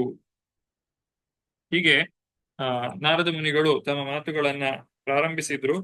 ನಂತರ ಅವರು 2 ಸಾದೃಶ್ಯವನ್ನ ಹೇಳ್ತಾರೆ 42 ಮತ್ತು 43ನೇ ಶ್ಲೋಕಗಳಲ್ಲಿ. ಯಥಾ ಗಾವೋ ನಸಿ ಪ್ರೋತ ಸ್ತಂಸ್ತ್ಯಾಂ ವಧ್ಯಾಶ್ಚ ಧಾಮಭಿಃ ವಾಕ್ತವ್ಯಾಂ ನಾಮಭಿರ್ತ್ಯಥಾ ವಹಂತಿ ಬಲಿಮೀಶಿಷು. ಮೂಗುದಾರ ಹಾಕುವುದರಿಂದ ಗೋವು ಹೇಗೆ ಬಂಧಿತವಾಗಿರುತ್ತದೆಯೋ ಹಾಗೆ ಮನುಷ್ಯ ಜೀವಿಯು ನಾನಾ ಬಗೆಯ ವೇದೋಕ್ತ ಕಟ್ಟಳೆಗಳಿಂದ ಭಗವಂತನ ಶಾಸನವನ್ನು ಪಾಲಿಸಲು ಬಂಧಿತನಾಗುತ್ತಾನೆ. ಒಂದು ಗೋವು, ಅದಕ್ಕೆ ಮೂಗುದಾರ ಹಾಕ್ತಾರೆ, ಯಾಕಂದ್ರೆ ಅದನ್ನ ನಿಯಂತ್ರಣ ಮಾಡ್ಲಿಕ್ಕೋಸ್ಕರ. ಅದರ ಮುಖಾಂತರ ಒಂದು ದಾರದ ಮುಖಾಂತರ ನಾವು ಅದು ಎಲ್ಲಿ ಹೋಗಬೇಕು ಅನ್ನೋದನ್ನ ನಿರ್ಧಾರ ಮಾಡ್ಲಿಕ್ಕೆ ಸಾಧ್ಯ ಇದೆ. ಹಾಗೆಯೇ ಮನುಷ್ಯ ಜೀವಿಗೂ ಕೂಡ ಒಂದು ಮೂಗುದಾರ ಇದೆ. ಅದು ಏನು ಅಂತ ಹೇಳಿದ್ರೆ ವೇದಗಳಲ್ಲಿ ಕೊಟ್ಟಿರುವಂತಹ ಕಟ್ಟಳೆಗಳು, ವೇದಗಳಲ್ಲಿ ಕೊಟ್ಟಿರುವಂತಹ ವಿಧಿ ನಿಷೇಧಗಳು, ಈ ವಿಧಿ ನಿಯಮಗಳು, ಇವುಗಳನ್ನ ನಾವು ಪಾಲನೆ ಮಾಡಿದ್ರೆ ನಮ್ಮ ಜೀವನ ಸಾರ್ಥಕವಾಗುತ್ತದೆ. ಅದಕ್ಕೆ ವಿರುದ್ಧವಾಗಿ ಹೋದ್ರೆ ನಮಗೆ ಶಿಕ್ಷೆಯನ್ನ ಅನುಭವಿಸಬೇಕಾಗುತ್ತದೆ. ಹೀಗೆ ಮನುಷ್ಯನು ಭಗವಂತನ ನಿಯಮಗಳಿಗೆ ಅಧೀನನಾಗಿದ್ದಾನೆ ಅನ್ನುವುದನ್ನ ನಾರದ ಮುನಿಗಳು ಯುಧಿಷ್ಠಿರನಿಗೆ ಮನದಟ್ಟು ಮಾಡಿಸ್ಲಿಕ್ಕೆ ತಿಳಿಸಿಕೊಳ್ಳಿಕ್ಕೆ ಪ್ರಯತ್ನಿಸ್ತಾ ಇದ್ದಾರೆ. ಮುಂದಕ್ಕೆ ಇನ್ನೊಂದು ಸಾದೃಶ್ಯವನ್ನ ಇಲ್ಲಿ ಹೇಳ್ತಾ ಇದ್ದಾರೆ. ಯಥಾ ಕ್ರೀಡೋಪಸ್ಕರಾಣಾಂ ಸಂಯೋಗಾಮಿಗಮಾವಿಹ ಇಚ್ಛೆಯ ಕ್ರೀಡಿತು ಸ್ಯಾತಾಂ ತಥೈವೇಷೇಚ್ಛೆಯ ನೃಣಾಂ. ಆಟಗಾರನು ತನ್ನ ಮಧುರ ಇಚ್ಛೆಗೆ ಅನುಗುಣವಾಗಿ ಆಟಿಕೆಗಳನ್ನು ಜೋಡಿಸುತ್ತಾನೆ ಮತ್ತು ಬೇರ್ಪಡಿಸುತ್ತಾನೆ. ಅಂತೆಯೇ ಭಗವಂತನ ಪರಮೇಚ್ಛೆ ಮನುಷ್ಯರನ್ನು ಒಟ್ಟುಗೂಡಿಸುತ್ತದೆ ಮತ್ತು ಬೇರ್ಪಡಿಸುತ್ತದೆ. ಆ ಭಗವಂತನ ಒಂದು ಯೋಜನೆ ಏನಿದೆ ಅದಕ್ಕೆ ಸರಿಯಾಗಿ ಎಲ್ಲರೂ ಜೀವನವನ್ನ ನಡೆಸುವಂತಹದ್ದು. ಒಂದು ಆಟಗಾರ ಅಥವಾ ಒಂದು ಆಟವಾಡುವ ಮಗು ಎಲ್ಲ ಆಟಿಕೆಗಳನ್ನ ಒಮ್ಮೆ ಒಟ್ಟುಗೂಡಿಸ್ತದೆ ಮತ್ತೆ ಬೇರ್ಪಡಿಸ್ತದೆ. ಹಾಗೆ ಭಗವಂತನು ಕೂಡ ಆ ರೀತಿಯಾಗಿ ಮಾಡ್ತಾ ಇರ್ತಾನೆ ಅನ್ನುವುದನ್ನ ಇಲ್ಲಿ ನಾರದ ಮುನಿಗಳು ಸ್ಪಷ್ಟಪಡಿಸ್ತಾ ಇದ್ದಾರೆ. ಆಟಗಾರ ಮತ್ತೆ ಆಟಿಕೆಯ ಒಂದು ಉದಾಹರಣೆಯನ್ನ ಇಲ್ಲಿ ಕೊಟ್ಟಿದ್ದಾರೆ. ಯನ್ಮನ್ಯಸೆ ಧ್ರುವಂ ಲೋಕಂ ಅಧ್ರುವಂ ವಾ ನ ಚೋಭಯಂ ಸರ್ವಥಾ ನಹಿ ಶೋಚ್ಯಾಸ್ತೆ ಸ್ನೇಹಾದನ್ಯತ್ರ ಮೋಹಜಾತ್. ಓ ರಾಜನೇ, ನೀನು ಆತ್ಮವನ್ನು ನಿತ್ಯ ತತ್ವವೆಂದೋ ಅಥವಾ ಐಹಿಕ ದೇಹವನ್ನು ನಶ್ವರವೆಂದೋ ಎಲ್ಲವೂ ನಿರಾಕಾರ ಪರಸ್ಪರ ಸತ್ಯದಲ್ಲಿ ಇರುವುದೆಂದೋ ಅಥವಾ ಎಲ್ಲವೂ ಜಡ ಮತ್ತು ಚೇತನಗಳ ಅನಿರ್ವಚನೀಯ ಸಂಯೋಗವೆಂದು ಹೇಗಾದರೂ ಪರಿಗಣಿಸು. ಎಲ್ಲಾ ಸನ್ನಿವೇಶಗಳಲ್ಲೂ ಮಾಯಾಮೋಹದ ಕಾರಣದಿಂದ ಅಗಲಿಕೆಯ ಭಾವನೆ ಉಂಟಾಗುತ್ತವೆಯೇ ವಿನಃ ಹೆಚ್ಚೇನು ಅಲ್ಲ. ಇಲ್ಲಿ ಹೇಗೆ ಶ್ರೀಕೃಷ್ಣನು ಅರ್ಜುನನಿಗೆ ಭಗವದ್ಗೀತೆಯ ಬೋಧನೆಯನ್ನು ನೀಡಿದ್ನೋ ಅದೇ ರೀತಿಯಾದಂತಹ ಬೋಧನೆ ಆತ್ಮತತ್ವದ ಕುರಿತಾಗಿ ನಾರದ ಮುನಿಗಳು ಯುಧಿಷ್ಠಿರ ಮಹಾರಾಜನಿಗೆ ತಿಳಿಸಿಕೊಡ್ತಾ ಇದ್ದಾರೆ. ಈ ಶರೀರ ಅನ್ನುವಂಥದ್ದು ನಶ್ವರ, ಜೀವಾತ್ಮ ಅನ್ನುವಂಥದ್ದು ಶಾಶ್ವತ. ಜೀವಾತ್ಮದ ಮುಂದಿನ ಗುರಿಯನ್ನು ನಾವು ನೋಡ್ಲಿಕ್ಕೆ ಹೆಚ್ಚಿನ ಪ್ರಯತ್ನವನ್ನ ಮಾಡಬೇಕು ಅನ್ನುವಂಥದ್ದು ಇಲ್ಲಿ ನಾರದ ಮುನಿಗಳ ಒಂದು ಮಾತು. ತಸ್ಮಾಜ್ಜಗ್ ಹ್ಯಂಗ ವೈಕ್ಲವ್ಯಂ ಅಜ್ಞಾನ ಕೃತಮಾತ್ಮನಃ ಕಥಂ ತ್ವನಾಥ ಕೃಪಣ ವರ್ತೇರಂಸ್ತೆ ಚ ಮಾಮಿ ವಿನಾ.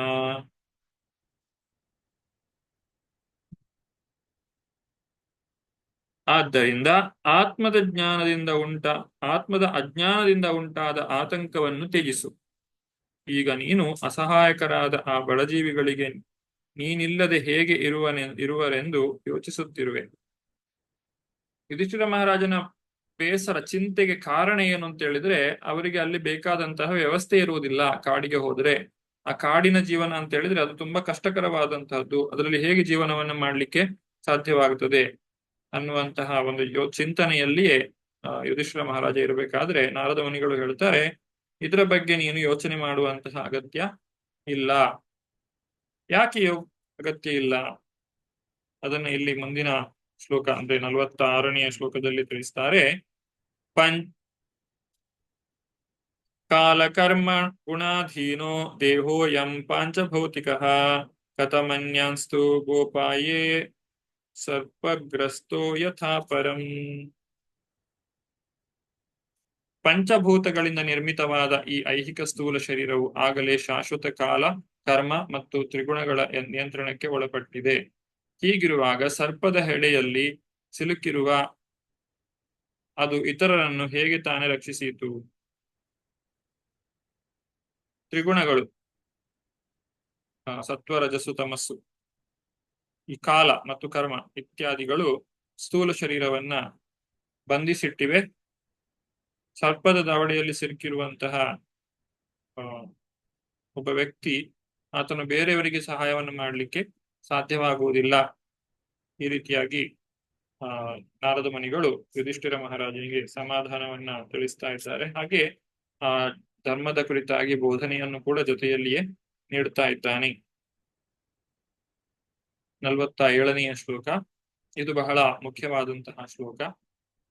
ಅಹಸ್ತಾನಿ ಸಹಸ್ತಾನಾಂ ಅಪಾದಾನಿ ಚತುಷ್ಪದಾಂ ಫಲ್ಗೂಣಿ ತತ್ರ ಮಹತಾಂ ಜೀವೋ ಜೀವಸ್ಯ ಜೀವನಂ. ಕೈಗಳಿಲ್ಲದವು ಕೈಗಳಿರುವುದರ ಬೇಟೆಯಾಡುತ್ತವೆ, ಪಾದಗಳಿಲ್ಲದವು ಚತುಷ್ಪಾದಿಗಳ ಬೇಟೆಯಾಗುತ್ತವೆ. ದುರ್ಬಲರು ಸುಬಲರ ಜೀವನಾಧಾರವಾಗಿರುತ್ತಾರೆ. ಒಂದು ಜೀವ ಇನ್ನೊಂದರ ಆಹಾರವಾಗಿರುವುದೇ ಸಾಮಾನ್ಯ ನಿಯಮವಾಗಿದೆ. ಸಮಾಜದಲ್ಲಿ ನಾವು ಬದುಕಬೇಕು ಅಂತ ಹೇಳಿದ್ರೆ ಒಬ್ಬರೇ ಬದುಕಲಿಕ್ಕೆ ಸಾಧ್ಯ ಇಲ್ಲ. ಪರಸ್ಪರ ಸಹಾಯ ಮಾಡ್ತಾ ಒಂದು ಸಹಬಾಳ್ವೆಯಿಂದ ಬದುಕಬೇಕಾಗುತ್ತದೆ.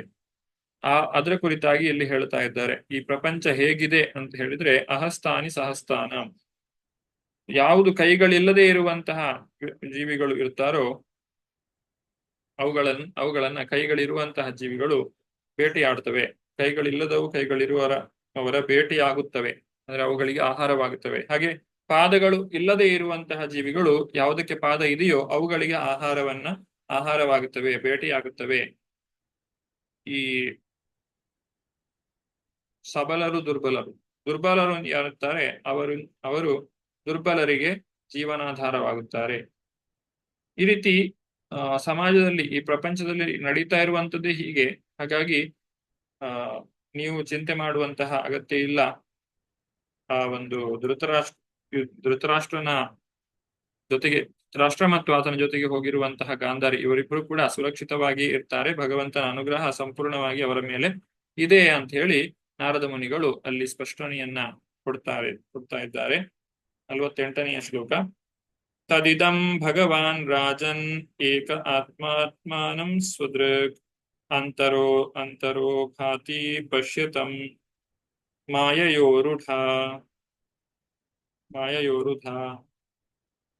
ಅನುವಾದ: ಓ ರಾಜನೇ, ಆದ್ದರಿಂದ ನೀನು ಏಕನಾದ ಅದ್ವಿತೀಯನಾದ ಸರ್ವಶ್ರೇಷ್ಠ ಭಗವಂತನನ್ನು ಮಾತ್ರ ನೋಡಬೇಕು. ಅವನು ತಾನೇ ಸ್ವತಃ ವಿಭಿನ್ನ ವ್ಯಕ್ತಿಗಳಾಗಿ ತೋರುತ್ತಾನೆ. ಅವನು ಅಂತರಂಗ ಬಹಿರಂಗಗಳೆರಡರಲ್ಲೂ ಇದ್ದಾನೆ. ಇಲ್ಲಿ ಭಗವಂತನನ್ನ ನಾವು ಎಲ್ಲ ಕಡೆಯೂ ಕೂಡ ಕಾಣಲಿಕ್ಕೆ ಸಾಧ್ಯ ಇದೆ. ಅವನು ನಮ್ಮೊಳಗೂ ಇದ್ದಾನೆ, ನಮ್ಮ ಹೊರಗೂ ಇದ್ದಾನೆ. ನಮ್ಮ ಒಳಗೆ ಆತನು ಪರಮಾತ್ಮ ರೂಪಿಯಾಗಿದ್ದಾನೆ.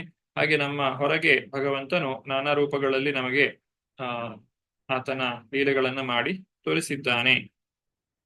ಹೀಗೆ ವಿಭಿನ್ನವಾದಂತಹ ರೂಪಗಳಲ್ಲಿ ಕಾಣುವಂತಹ ಭಗವಂತನ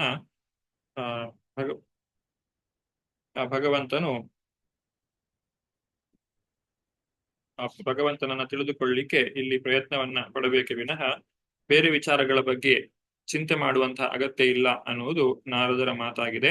ಅಂತರಂಗ ಬಹಿರಂಗಗಳೆರಡರಲ್ಲೂ ಶ್ರೀಕೃಷ್ಣನನ್ನ ಧ್ಯಾನಿಸು ಅನ್ನುವಂಥದ್ದು ನಾರದರ ಉಪದೇಶ.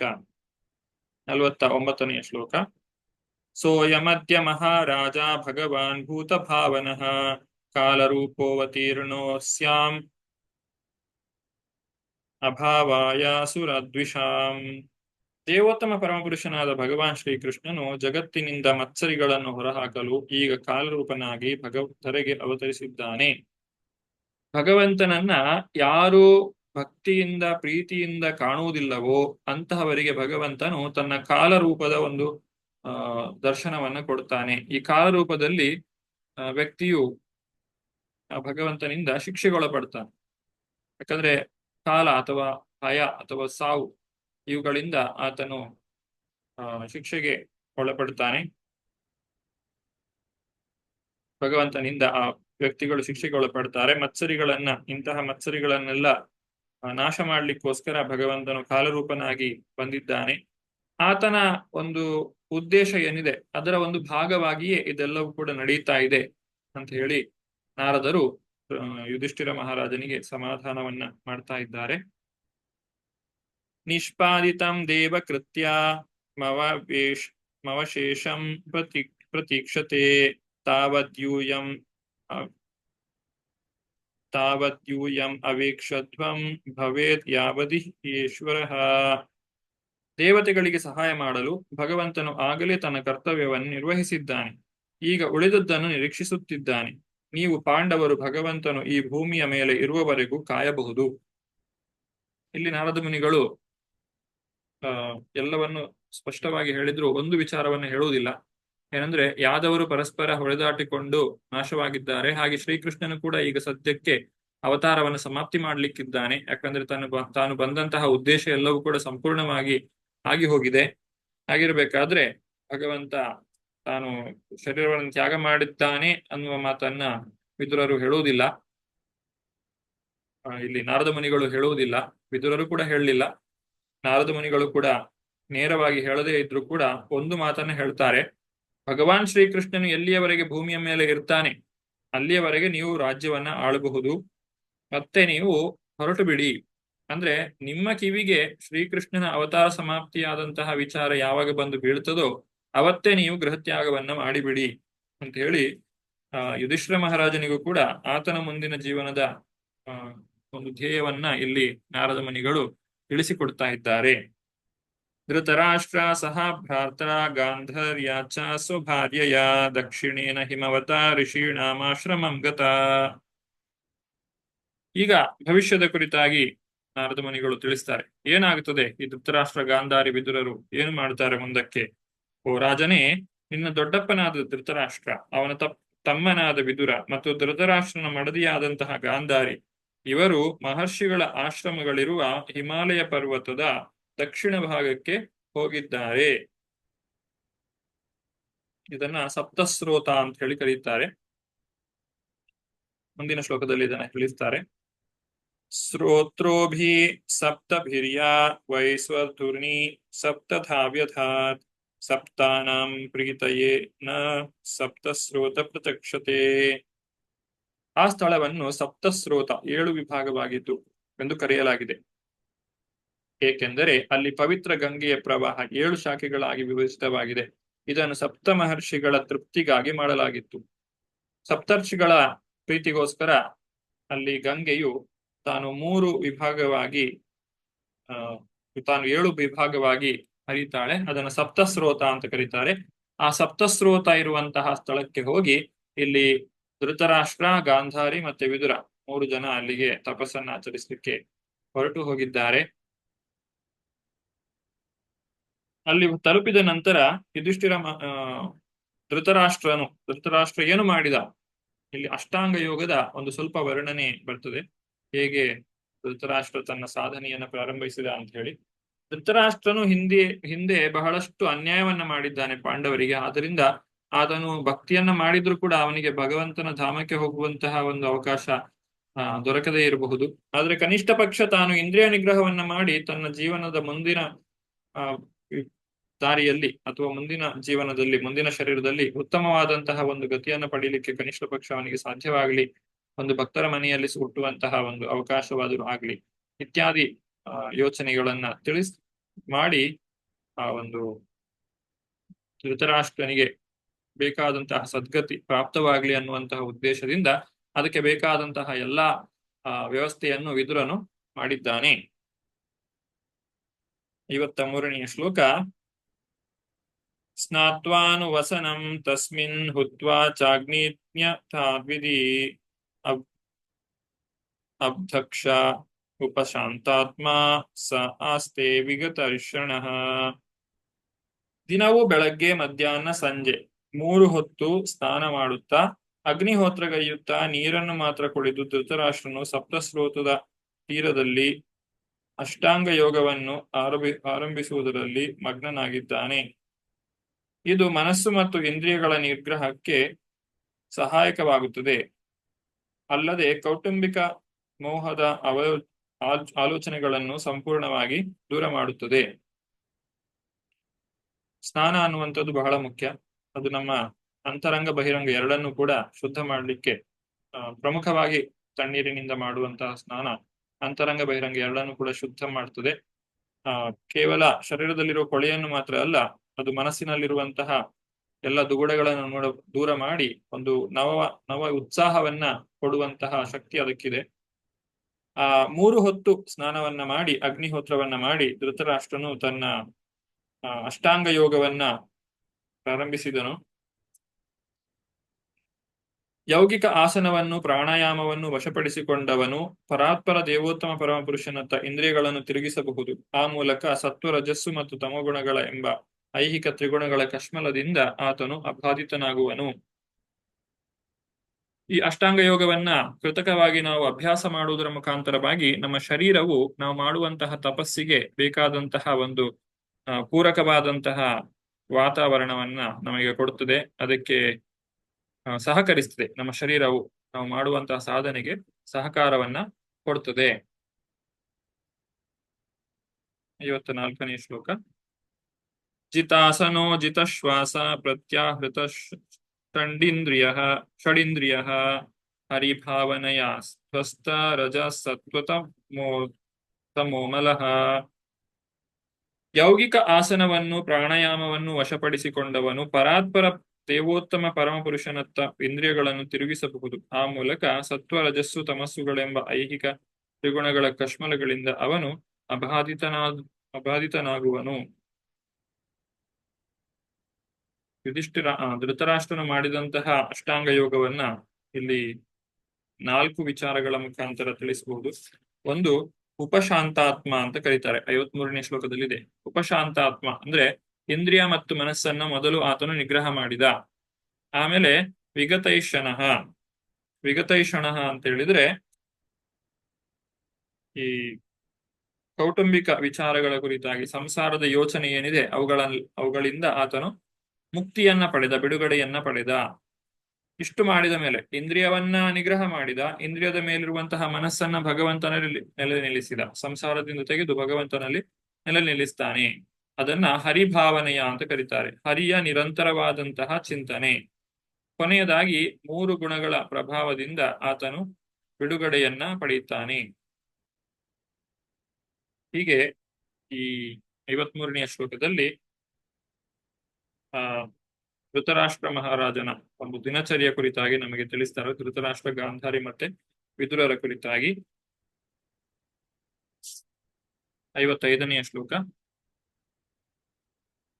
ಧೃತರಾಷ್ಟ್ರನು ತನ್ನ ಶುದ್ಧ ಸ್ವರೂಪವನ್ನು ಬುದ್ಧಿಯೊಡನೆ ಸೇರಿಸಬೇಕಾಗಿದೆ. ಆ ಬಳಿಕ ಜೀವಸತ್ತಿಯಾಗಿ ಪರಬ್ರಹ್ಮನೊಂದಿಗೆ ತನ್ನ ಗುಣಾತ್ಮಕ ಏಕತೆಯ ಅರಿವನ್ನು ಅವನು ಪಡೆದು ಪರಮಸತ್ತಿಯಲ್ಲಿ ಲೀನವಾಗಬೇಕಾಗಿದೆ. ಆಕಾಶದ ಆವರಣದಿಂದ ಬಿಡುಗಡೆ ಹೊಂದಿ ಆಧ್ಯಾತ್ಮಿಕ ವ್ಯೋಮಕ್ಕೆ ಏರಬೇಕಾಗಿದೆ. ಇದು ಅಷ್ಟಾಂಗ ಯೋಗದ ಬೇರೆ ಬೇರೆ ಹಂತಗಳನ್ನು ಇಲ್ಲಿ ನಮಗೆ ತಿಳಿಸಿಕೊಟ್ಟಿದ್ದಾರೆ. ತ್ವಸ್ತಮಾಯ ಗುಣೋದರ್ಕೋ ನಿರುದ್ಧ ಕರ್ಣಾಶ್ರಯ ನಿವರ್ತಿತಾಖಿಲಹಾರ ಆಸ್ತೆ ಸ್ಥಾಣುರಿವಾಚಲಃ ತಸ್ಯಾಂತರಾಯೋ ವೈವಾಭೋ ಸನ್ಯಸ್ತ ಅಖಿಲ ಕರ್ಮಣಃ. ಅನುವಾದ: ಬಹಿರಂಗವಾಗಿಯೂ ಅವನು ಎಲ್ಲಾ ಇಂದ್ರಿಯಗಳ ಕ್ರಿಯೆಗಳನ್ನು ತ್ಯಜಿಸಬೇಕಾಗಿದೆ. ಐಹಿಕ ತ್ರಿಗುಣಗಳಿಂದ ಪ್ರಭಾವಿತರಾದ ಇಂದ್ರಿಯಗಳ ಪರಸ್ಪರ ಕ್ರಿಯೆಗಳಿಗೆ ಅವಕಾಶ ಕೊಡದವನು ಆಗಬೇಕಾಗಿದೆ. ಎಲ್ಲ ಐಹಿಕ ಕರ್ತವ್ಯಗಳನ್ನು ತ್ಯಜಿಸಿದ ಬಳಿಕ ಮಾರ್ಗದಲ್ಲಿನ ಎಲ್ಲ ಅಡೆತಡೆಗಳ ಮೂಲಗಳನ್ನು ಮೀರಿ ಅಚಲನಾಗಿ ಪ್ರತಿಷ್ಠಿತನಾಗಬೇಕು. ಧೃತರಾಷ್ಟ್ರ ಈ ಎಲ್ಲಾ ಹಂತಗಳನ್ನ ಒಂದೊಂದಾಗಿಯೇ ಸಾಧಿಸ್ತಾ ತಾನು ಮುಂದುವರಿತಾ ಇದ್ದಾನೆ ತನ್ನ ಆಧ್ಯಾತ್ಮಿಕ ಜೀವನದಲ್ಲಿ. ಸವಾ ಅದ್ಯತನಾದ್ ರಾಜನ್ ಪರತ ಪಂಚಮೇಹನಿ ಕಲೇವರಂ ಹಾಸ್ಯತಿ ಸ್ವಂ ತಚ್ಚ ಭವಿಷ್ಯತಿ. ಓ ರಾಜನೇ, ಪ್ರಾಯ ಇಂದಿನಿಂದ 5ನೆಯ ದಿನಕ್ಕೆ ಆತ ದೇಹವನ್ನು ತ್ಯಜಿಸುವನು. ಅವನ ದೇಹವು ಸುಟ್ಟು ಬೂದಿಯಾಗುವುದು. ಇದು ನಾರದರು ಹೇಳುವಂತಹ ಭವಿಷ್ಯವಾಣಿ. ಇವತ್ತಿನಿಂದ 5 ದಿನಕ್ಕೆ ಇನ್ನು ಧೃತರಾಷ್ಟ್ರನು ಶರೀರವನ್ನು ತ್ಯಾಗ ಮಾಡ್ತಾನೆ. ಆತನ ಶರೀರವು ಕೂಡ ಅದು ನಾಶವಾಗಿ ಹೋಗುತ್ತದೆ. ದಹ್ಯಮಾನಿ ಅಗ್ನಿಭಿದೆ ದೇಹೆ ಪತ್ನಿ ಸಹೋಟಜೆ ಬಹಿಸ್ಥಿತಾ ಪತಿಂ ಸಾಧ್ವಿ ತಮಗ್ನಿಮನುವೇಕ್ಷ್ಯತಿ. ಧೃತರಾಷ್ಟ್ರನು ಯೋಗಶಕ್ತಿಯ ಬೆಂಕಿಯಲ್ಲಿ ತನ್ನ ಪರ್ಣಶಾಲೆಯೊಂದಿಗೆ ಉರಿದು ಹೋಗುವನು. ಗಂಡನನ್ನು ಹೊರಗಿನಿಂದ ಗಮನಿಸುತ್ತಿರುವ ಪತಿವ್ರತೆಯು ತದೇಕ ಚಿತ್ತದಿಂದ ಬೆಂಕಿಯನ್ನು ಪ್ರವೇಶಿಸುವಳು. ಧೃತರಾಷ್ಟ್ರ ಈಗ ಯುಧಿಷ್ಠಿರ ಕೇಳ್ಬಹುದು, ಧೃತರಾಷ್ಟ್ರ ಇನ್ನು 5 ದಿನದಲ್ಲಿ ಶರೀರ ತ್ಯಾಗ ಮಾಡಿದ್ರೆ ಅಂತ್ಯ ಸಂಸ್ಕಾರವನ್ನ ಮಾಡುವಂತಹ ಜವಾಬ್ದಾರಿ ನಾವು ನಡೆಸಬೇಕಲ್ಲ ಅಂತ ಹೇಳಿ. ಆದ್ರೆ ಅದರ ಅಗತ್ಯ ಇಲ್ಲ. ಯಾಕಂದ್ರೆ ಧೃತರಾಷ್ಟ್ರ ತನ್ನ ಸ್ವಂತ ಅಗ್ನಿಯಿಂದ, ಶರೀರದ ಅಗ್ನಿಯಿಂದ ತನ್ನ ಶರೀರವನ್ನ ಭಸ್ಮ ಮಾಡ್ತಾನೆ. ಹಾಗೆ ಅದೇ ರೀತಿಯಲ್ಲಿ ಪತಿವ್ರತಿಯಾದಂತಹ ಗಾಂಧಾರಿಯು ಕೂಡ ತನ್ನ ಗಂಡನ ದಾರಿಯಲ್ಲಿ ನಡೆದು ತಾನು ಕೂಡ ಆ ಒಂದು ಅಗ್ನಿಗೆ ತನ್ನನ್ನ ಅರ್ಪಣೆ ಮಾಡಿಕೊಳ್ಳುತ್ತಾಳೆ. ನಂತರ ವಿದುರನ ಕಥೆ ಏನಾಯಿತು? ಧೃತರಾಷ್ಟ್ರ ಮತ್ತೆ ಗಾಂಧಾರಿ ಇಬ್ಬರು ಕೂಡ ಅಗ್ನಿಯನ್ನ ಪ್ರವೇಶ ಮಾಡಿದ್ರು. ಧೃತರಾಷ್ಟ್ರ ತನ್ನ ಸ್ವಂತ ಅಗ್ನಿಯಿಂದ ಸುಟ್ಟು ಹೋಗ್ತಾನೆ, ತನ್ನ ಶರೀರವನ್ನ ಅಗ್ನಿಗೆ ಅರ್ಪಿಸ್ತಾನೆ. ಹಾಗೆ ಗಾಂಧಾರಿಯು ಕೂಡ ತನ್ನ ಪತಿಯ ದಾರಿಯನ್ನೇ ಹಿಡಿತಾಳೆ. ವಿದುರಸ್ತು ತದಾಶ್ಚರ್ಯಂ ವಿಷಾಮ್ಯ ಕುರುನಂದನ ಹರ್ಷ ಶೋಕಯತಸ್ತಸ್ಮಾತ್ ಗಂತ ತೀರ್ಥ ನಿಷೇವಕಃ. ವಿದುರನು ಹರ್ಷ ಶೋಕ ಸಮನ್ವಿತನಾಗಿ ಆ ಬಳಿಕ ಪವಿತ್ರ ಕ್ಷೇತ್ರವಾದ ಆ ಸ್ಥಳವನ್ನು ಬಿಟ್ಟು ಹೋಗುವನು. ಇಲ್ಲಿ ವಿದುರನಿಗೆ ಹರ್ಷವೂ ಆಗ್ತಾ ಇದೆ, ದುಃಖವೂ ಆಗ್ತಾ ಇದೆ. ಹರ್ಷ ಯಾಕೆ ಆಗ್ತಾ ಇದೆ ಅಂತ ಹೇಳಿದ್ರೆ, ಸಂಸಾರಕ್ಕೆ ಗಂಟು ಬಿದ್ದಿದ್ದಂತಹ ಧೃತರಾಷ್ಟ್ರ ಈಗ ಇಷ್ಟೊಂದು ಪ್ರಗತಿಯನ್ನ ಸಾಧಿಸಿ ತಾನು ತನ್ನ ಸ್ವಂತ ಅಗ್ನಿಯಿಂದ ಆ ಒಂದು ಶರೀರವನ್ನ ತ್ಯಾಗ ಮಾಡಿದ್ದಾನೆ. ಆದರೆ ದುಃಖ ಯಾಕೆ ಅಂತ ಹೇಳಿದ್ರೆ, ಇದೇ ಒಂದು ಭಕ್ತಿ ಕಾರ್ಯವನ್ನ ಮೊದಲೇ ಪ್ರಾರಂಭ ಮಾಡಿದ್ರೆ ಧೃತರಾಷ್ಟ್ರನು ಭಗವಂತನ ಧಾಮಕ್ಕೆ ಹೋಗಬಹುದಾಗಿತ್ತು. ಆದ್ರೆ ಇಲ್ಲಿ ಆ ರೀತಿಯಾದಂತಹ ಯಾವುದೇ ವಿಚಾರವನ್ನ ತಿಳಿಸುವುದಿಲ್ಲ. ಬದಲಾಗಿ ಆತನು ತನ್ನ ಜನನ ಮರಣಗಳ ಚಕ್ರದಿಂದ ಬಿಡುಗಡೆಯಾಗುವಂತಹ ಒಬ್ಬ ವ್ಯಕ್ತಿ ಆಗ್ತಾನೆ ವಿನಃ ತಾನು ಭಗವತ್ ಪ್ರೇಮವನ್ನ ಗಳಿಸಿ ಭಗವಂತನ ಧಾಮಕ್ಕೆ ಆತನಿಗೆ ಹೋಗಲಿಕ್ಕೆ ಸಾಧ್ಯ ಆಗುವುದಿಲ್ಲ. ಯಾಕಂದ್ರೆ ಆತನು ವೈಷ್ಣವ ಅಪರಾಧವನ್ನ ಮಾಡಿದ್ದಾನೆ, ಪಾಂಡವರಿಗೆ ಅವನು ಅನ್ಯಾಯವನ್ನ ಮಾಡಿದ್ದಾನೆ. इत्युक्त्वाथारुहत् स्वर्गं नारदा सह तुम्बुरु युधिष्ठिरो वचस्तस्या हृदि कृत्वा जहाच्युतः अच्युतः ಅಜಹಾಚ್ಯುತಃ. ಇಷ್ಟು ಮಾತನಾಡಿ ಮಹರ್ಷಿ ನಾರದರು ತಮ್ಮ ವೀಣೆಯೊಂದಿಗೆ ಅಂತರಿಕ್ಷಕ್ಕೆ ಏರಿದರು. ಯುಧಿಷ್ಠಿರನು ಅವರ ಉಪದೇಶವನ್ನು ಹೃದಯದಲ್ಲಿ ಇಟ್ಟುಕೊಂಡು ಎಲ್ಲ ಶೋಕಗಳಿಂದ ಹೊರಬರಲು ಸಮರ್ಥನಾದನು. ನಾರದ ಮುನಿಗಳ ಮಾತುಗಳನ್ನ ಕೇಳಿಸಿಕೊಂಡಂತಹ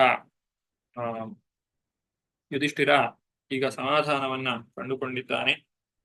ಇಷ್ಟಾದ ಮೇಲೆ ತಾನು ಮುಂದಕ್ಕೆ ಏನು ಮಾಡಬೇಕು ಅನ್ನುವುದನ್ನ ಯುಧಿಷ್ಠಿರ ಯೋಚನೆ ಮಾಡ್ತಾನೆ. ಧೃತರಾಷ್ಟ್ರನು ತಾನೇ ಸಿದ್ಧಪಡಿಸಿದಂತಹ ಬೆಂಕಿಯಲ್ಲಿ ತಾನು ಸುಟ್ಟು ಹೋಗುತ್ತಾನೆ. ಗಾಂಧಾರಿಯು ಆಕೆಯ ದಾರಿಯಲ್ಲಿ ವಿಚಾರವನ್ನ ಆ ಗಾಂಧಾರಿಯು ಕೂಡ ತನ್ನ ಶರೀರವನ್ನ ತ್ಯಾಗ ಮಾಡ್ತಾಳೆ. ಮುಂದಕ್ಕೆ ವಿದುರ ಮತ್ತೆ ಮೈತ್ರೇಯರ ಸಂವಾದ ಎರಡನೆಯ ಸ್ಕಂದದಲ್ಲಿ ಮುಂದುವರಿಯುತ್ತದೆ. ಅದನ್ನು ನಾವು ಮುಂದಕ್ಕೆ ನೋಡೋಣ. ಇಲ್ಲಿಗೆ ಇವತ್ತಿನ ತರಗತಿಗೆ ನಾನು ವಿರಾಮವನ್ನು ಕೊಡ್ತಾ ಇದ್ದೇನೆ. ಇತಿ ಶ್ರೀಮದ್ ಭಾಗವತೆ ಮಹಾಪುರಾಣೆ ಪಾರಮಹಂಸ್ಯಾಯಾಂ ಸಂಹಿತಾಯಾಂ ಪ್ರಥಮ ಸ್ಕಂದೆ ನೈಮಿಷೋಪಾಖ್ಯಾನೆ ತ್ರಯೋದಶೋಧ್ಯಾಯ. ಆಗಲೇ ನಾರದ ಮುನಿಗಳು ಯುಧಿಷ್ಠಿರ ಮಹಾರಾಜನಿಗೆ ತಿಳಿಸಿದ್ದಾರೆ, ಶ್ರೀಕೃಷ್ಣ ಅವತಾರ ಸಮಾಪ್ತಿ ಮಾಡಿದ ಕೂಡಲೇ ಹೊರಟು ಹೋಗಿ ಅಂತ ಹೇಳಿ. ಶ್ರೀಕೃಷ್ಣನ ಅವತಾರ ಸಮಾಪ್ತಿಯ ಕುರಿತಾಗಿ ನಡೆದಂತಹ ಘಟನೆಗಳನ್ನ ತಿಳಿಸುವಂತಹ ಅಧ್ಯಾಯ ಅದು 14ನೇ ಅಧ್ಯಾಯ. ಶ್ರೀಕೃಷ್ಣನ ಅಂತರ್ಧಾನ ಅನ್ನುವುದು ಈ ಅಧ್ಯಾಯದ ಹೆಸರು. ಇದರ ಕುರಿತಾಗಿ ನಾವು ಮುಂದಿನ ಸಂಚಿಕೆಯಲ್ಲಿ ಮುಂದಿನ ತರಗತಿಯಲ್ಲಿ ನೋಡೋಣ ಅಂತ ಹೇಳ್ತಾ ಇವತ್ತಿನ ತರಗತಿಗೆ ವಿರಾಮವನ್ನು ಕೊಡ್ತಾ ಇದ್ದೇನೆ. ವಾಂಛಾ ಕಲ್ಪತರುಭ್ಯಶ್ಚ ಕೃಪಾ ಸಿಂಧುಭ್ಯ ಏವ ಚ ಪತಿತಾನಾಂ ಪಾವನೇಭ್ಯೋ ವೈಷ್ಣವೇಭ್ಯೋ ನಮೋ ನಮಃ. ಅನಂತ ಕೋಟಿ ವೈಷ್ಣವ ವೃಂದಕ್ಕೆ ಜೈ. ನಾಮಾಚಾರ್ಯ ಶ್ರೀ ಜೈ. ಧನ್ಯವಾದಗಳು. ಹರೇ ಕೃಷ್ಣ.